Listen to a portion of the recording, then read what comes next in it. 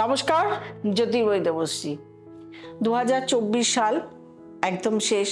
আমি অনেকদিন ধরেই রাশিফল বলছি। প্রথমত শুরু করেছিলাম নভেম্বর মাস থেকে 2025 সালের প্রত্যেকটা নিউমারোলজি অনুসারে প্রত্যেকটা নাম্বারের কার কেমন যাবে।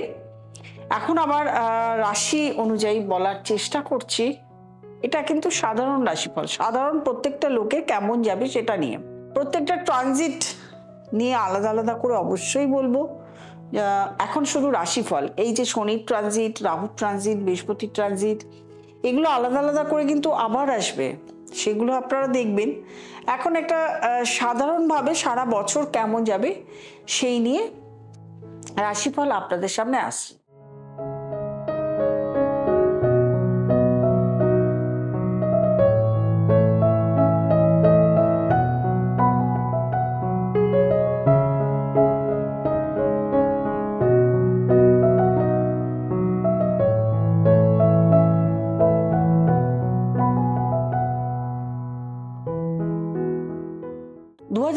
সাল অনেকেরই খুব ভালো গেছে, বা অনেকের খুব খারাপ গেছে, বা অনেক মোটামুটি গেছে।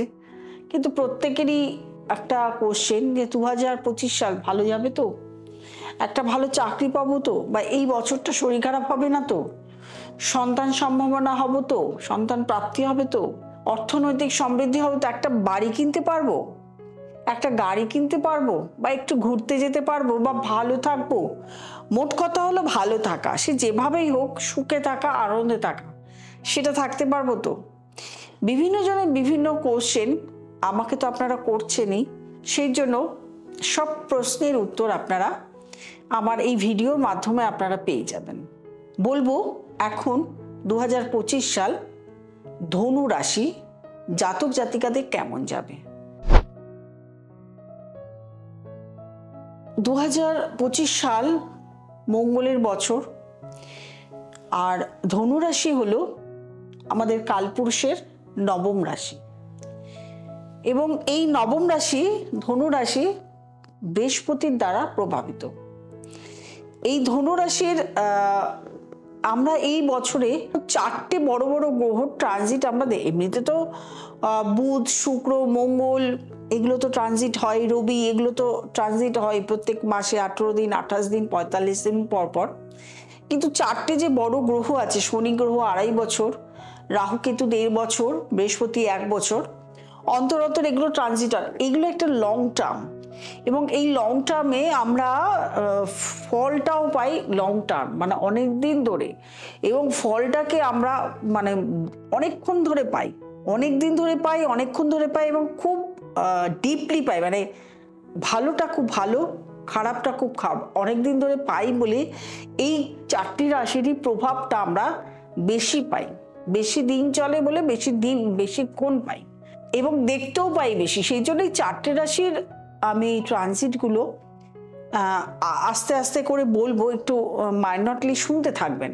ধনু রাশির 4th হাউসে এতদিন আমরা রাহুকে দেখেছি, সেই ধনু রাশির 4th হাউসে এখন আমরা দেখতে পাবো শনিকে। শনি এখানে ট্রানজিট করবে, অর্থাৎ মীন রাশিতে 2025 সালের 29 মার্চে এখানে ট্রানজিট করবে, এবং ধনু রাশির 3rd হাউসে চলে আসবে রাহু। এইটা দুটো এক্সচেঞ্জ হবে, কিন্তু একটা ঘরে, অর্থাৎ মীন রাশিতে যখন শনি ট্রানজিট করছে সেই সময় প্রায় 20 দিনের মতন একসঙ্গে আমরা 4th হাউসে শনি রাহুকে একসঙ্গে দেখতে পাবো। তারপরে তো চলে আসবে রাহু।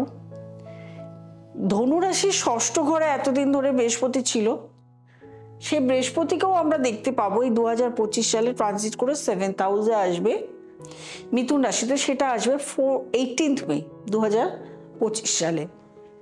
মিথুন রাশিতেও বেশি দিন কিন্তু থাকবে না, মিথুন রাশিতে এটি থাকবে 18th অক্টোবর অবধি। তারপরে আবার 11th নভেম্বর এখানে বক্রি হবে না, 18th অক্টোবরের পরে চলে আসবে কর্কট রাশিতে, 8ম ঘরে কর্কট রাশিতে। এখানে আবার 11th নভেম্বর বক্রি হবে, বক্রি হয়ে 31st ডিসেম্বর অবধি এখানেই থাকবে, অর্থাৎ বছরের শেষ দিনগুলো কর্কট রাশিতেই থাকবে। এবং এই একটি বছরের মধ্যে আমরা বৃহস্পতিকে 3টে ঘরে পরপর দেখতে পাবো,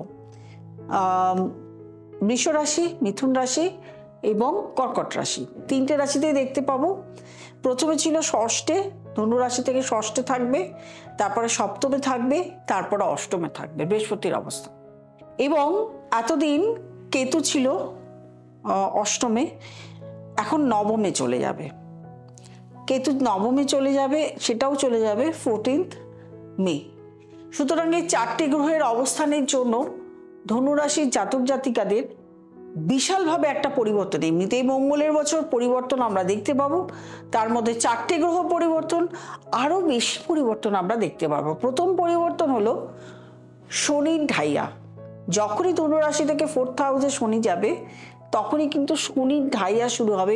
শনির ঢাইয়া থাকবে 2.5 বছর। যেহেতু 4th হাউস, প্রথমেই আমরা ধরবো বাস্তু। বাস্তুতে কিন্তু নেগেটিভিটির অবস্থান হবে। বাস্তুতে যারা বসবাস করবে, ওই গৃহে যারা বসবাস করবে, তাদের প্রত্যেকেরই কিছু না কিছু প্রবলেম থাকবে, শারীরিক অসুস্থতা থাকবে, অর্থনৈতিক প্রবলেম থাকবে, কিছু না কিছু প্রবলেম ঘরের মধ্যে লেগেই থাকবে।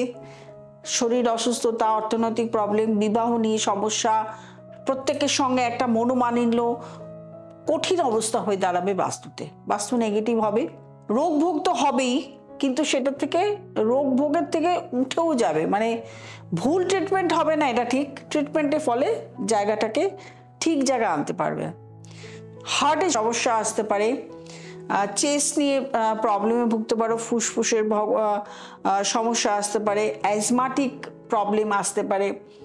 এই ধরনের প্রবলেম কিন্তু শরীরে আসতে পারে।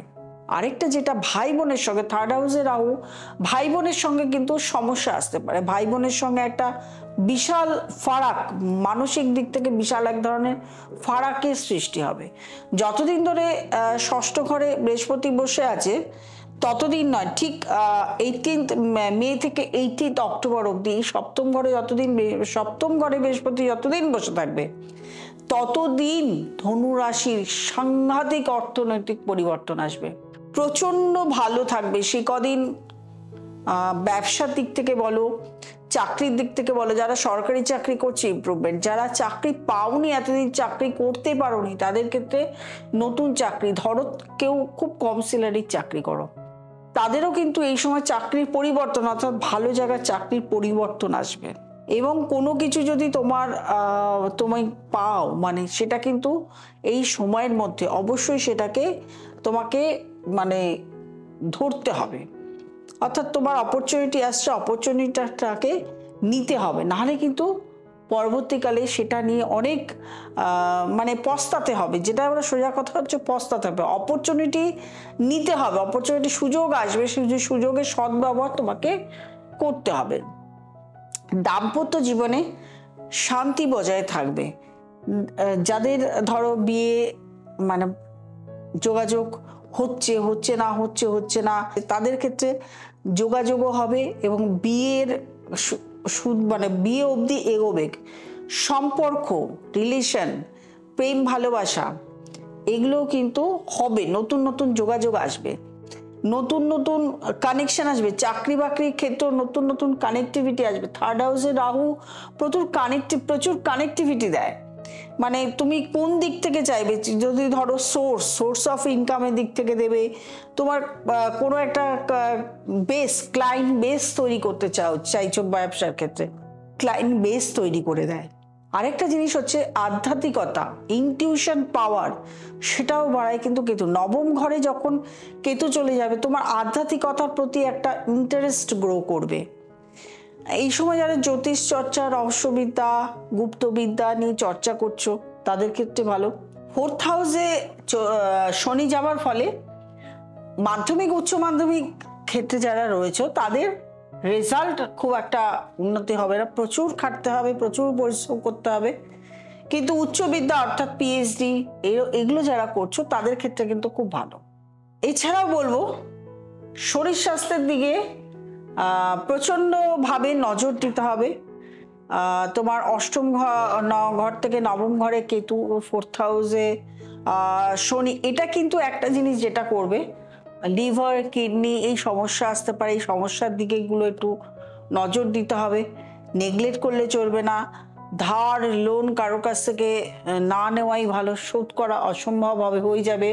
বাড়িঘর কেনার ক্ষেত্রে, জমি জমা কেনার ক্ষেত্রে প্রত্যেকটা সময় এগুলো সুযোগ আছে, সেই জন্যই বলছি প্রত্যেকটা সময় একটু দেখে নিতে হবে। মানে কাগজপত্র, টাকা পয়সা দেওয়ার লোক কাকে দিচ্ছ, কিভাবে দিচ্ছ, এই সমস্তটুকু দেখেই তারপরে কিন্তু এগোবে, নাহলে কিন্তু প্রতারণার শিকার হতে পারো। এই সম্ভাবনা কিন্তু রয়েছে। থার্ড হাউসে রাহু আর ফোর্থ হাউসে তোমার শনি এগুলো কিন্তু করে দেয়। পুরোটা সময় মিলে সারাটা বছর শারীরিক প্রবলেম ছাড়া কিন্তু খুব একটা প্রবলেম আমি দেখতে পাচ্ছি না। মোটামুটিভাবে উন্নতি রয়েছে, প্রভূত পরিমাণে উন্নতি। যে হবে, যে যখন যেটা হবে সেটা প্রভূত পরিমাণে হবে, এবং এটাকে কাজে লাগাতে হবে। কাজে লাগানোর জন্য একটাই যেহেতু বছরে 4টি গ্রহের ট্রানজিট হচ্ছে, সেহেতু date of birth, time of birth অনুযায়ী তোমার দশা অন্তর্দশা কি চলছে। যদি ভালো দশা চলে তো ভালো, তবে অষ্টম তোমার গ্রহ অনুযায়ী, তোমার রাশি লগ্ন অনুযায়ী যদি ষষ্ঠ, অষ্টম, দ্বাদশ ঘরের দশা চলে, তাহলে কিন্তু অনেক সময় না ভালো যাওয়ার সম্ভাবনা, মানে ভালো যাচ্ছেই না। আমি ভালো বলছি, খুব উন্নতি হবে, অথচ তোমার কিছুই হলো না, উন্নতি হলো না। তখন তুমি এসে ওখানেই রিপোর্ট দেখলে যে ভালো যাচ্ছে না, কি বলছেন ঠিক হচ্ছে না, মিলছে না। অ্যাকচুয়ালি কিন্তু এটাই হয়। আমি ভালো বলছি, তোমার দশা অন্তর্দশা খারাপ যাচ্ছে। আমি যদি উত্তর দিই, সেই সময় মনে করবে যে আমি বলছি যে আমার কাছে আসার, বা আমি ভুল বর্ণনা দিচ্ছি। অ্যাকচুয়ালি যেটা হয় সেটাই আমি এখানে তুলে ধরলাম। তো সেই জন্য অবশ্যই প্রত্যেকটা লোককে দেখানো দরকার, প্রত্যেকটা জ্যোতিষীর কাছে যাওয়া দরকার। সময় খারাপ গেলে সেই সময়টা যাতে খারাপ না আসে। অ্যাকচুয়ালি আমি তো জানবো আমার কোন সময়টা খারাপ, তাহলে সেই সময়টা আমাকে সাবধানে থাকতে হবে। সাবধানে থাকলে কারোর কখনো খারাপ সময় যায় না। প্রত্যেকের সময়টা যদি সাবধানে থাকে তাহলে কিন্তু ভালো যায়। সাবধানতা হচ্ছে আগে। এই জন্য সবসময় দরকার একজন জ্যোতিষের হাত ধরা। যারা আমাকে দেখাতে চাইছো তারা অবশ্যই নিচের স্ক্রলে যে নাম্বারটি রয়েছে সেই নাম্বারটিতে ফোন করবে, বুকিং করবে, চেম্বারে চলে আসবে, অথবা অনলাইন কনসালটেশন চালু আছে। আর এছাড়াও জানোই সবাই, দমদম, শ্যামবাজার, কসবাহালতু, হাওড়া ময়দান, এই কটা জায়গায় চেম্বার ছিল। নতুন ব্যারাকপুরে শুরু হবে, যোগাযোগ করে নেবে। জানুয়ারি থেকে ব্যারাকপুরে আমাকে পাওয়া যাচ্ছে। আর যারা নতুন প্রোগ্রাম দেখছো তারা অবশ্যই সাবস্ক্রাইব করবে, লাইক করবে, কমেন্ট করবে, শেয়ার করবে, এবং নোটিফিকেশন অল বেলটি প্রেস করতে ভুলবে না। 2025 সাল ধনু রাশির প্রত্যেকটা জাতক জাতিকার সুখ, সমৃদ্ধি, অর্থনৈতিক পরিবর্তন এবং প্রত্যেকের জীবনে একটা বিশালভাবে আনন্দ বয়ে নিয়ে আসুক। প্রত্যেকে ভালো থাকুন। নমস্কার।